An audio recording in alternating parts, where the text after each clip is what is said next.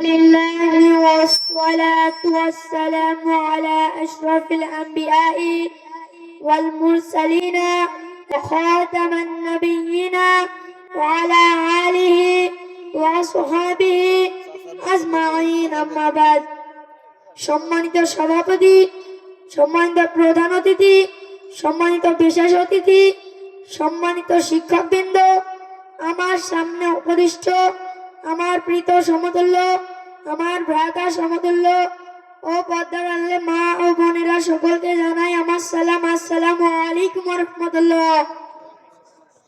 যিনি 99 নামের অধিকারী, যার অশেষ রহমতে আমরা এখানে উপস্থিত হতে পেরেছি, সেই মহান রব্বুল আলামিনের দরবারে আবারও লাখে কোটি শুকরিয়া। সবাই বলি আলহামদুলিল্লাহ।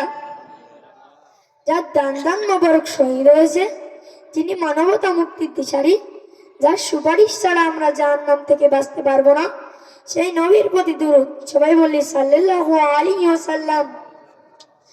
আল্লাহ তাআলা কোরআনে বলেছেন, সূরাতুল আল-আবাসা পেজ নম্বর 590, আয়াত নম্বর 33 থেকে 37, আউযু বিল্লাহি মিনাশ শাইতানির রাজীম, বিসমিল্লাহির রাহমানির রাহিম, ফাইযা জাআতিস সাখা, অতঃপর যখন বিকট আওয়াজ আসবে, ইয়াউমা ইয়াফিরুল মারউ মিন আখিহি, সেদিন মানুষ পালিয়ে যাবে তার ভাই থেকে, ওয়া উম্মিহি ওয়া আবিহি, তার মা ও তার বাবা থেকে, ওয়া সাহিবাতিহি ওয়া বানিহি, তার স্ত্রী ও তার সন্তান থেকে, লিকুল্লি ইমরিইম মিনহুম ইয়াওমাইযিন শাআনুন ইউগনিহি, সেদিন তাদের প্রত্যেকেই নিজেকে নিয়ে ব্যতিব্যস্ত থাকবে। সেদিন কেউ কারো নয়, যেদিন মানুষের আমলনামা তার ডান হাতে ও বাম হাতে দেওয়া হবে, সেদিন কারো কোনো সাহায্যকারী নেই একমাত্র আল্লাহ ছাড়া।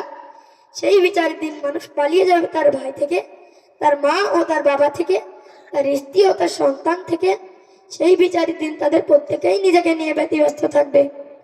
অনেকে একটি মাত্র পণ্যের প্রয়োজনে তার নিকট আত্মীয়দের কাছে যাবে, আর সবাই বলবে, আমি তোমাকে চিনি না, আমি তোমাকে চিনি না।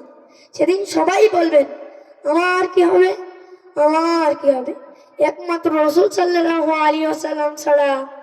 হাদিসে শাফায়াত প্রসঙ্গে বর্ণনা করতে গিয়ে রাসূল সাল্লাল্লাহু আলাইহি ওয়াসাল্লাম বলেন, বড় বড় পয়গম্বরদের কাছে জনগণ শাফায়াতের জন্য আবেদন জানাবে, কিন্তু তাদের প্রত্যেকেই বলবেন, ইয়া নাফসি ইয়া নাফসি, আমার কি হবে, আমার কি হবে।